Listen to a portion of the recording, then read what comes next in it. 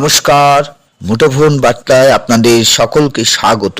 ইতিমধ্যেই আপনারা জানতে পেরেছেন মুখ্যমন্ত্রীর সাথে দিন কয়েক আগেই জুনিয়র ডাক্তারদের বৈঠকের কথা। জুনিয়র ডাক্তারদের দাবি মতো মুখ্যমন্ত্রী কিছু সদর্থক ভূমিকাও নিয়েছেন, কিন্তু তারা তাদের আন্দোলন এখনো চালিয়ে যাচ্ছেন। তাদের যুক্তি এই যে এখনো তাদের সব দাবি পূরণ হয়নি, তাই ফের সরকারের সাথে আলোচনার জন্য তারা আজ মুখ্য সচিবকে ইমেল করেছেন। তারা আবারও আলোচনায় বসতে চাইছে। এখন শুনবো এ বিষয়ে তাদের প্রতিনিধি কি বলছে। আমাদের 39 দিন অতিবাহিত হয়েছে। আজ আন্দোলনের আর 5 দফা দাবি স্বচ্ছতা এই দীর্ঘ বিষয়ে বহু অগ্নি পরীক্ষার সম্মুখীন হয়েছে।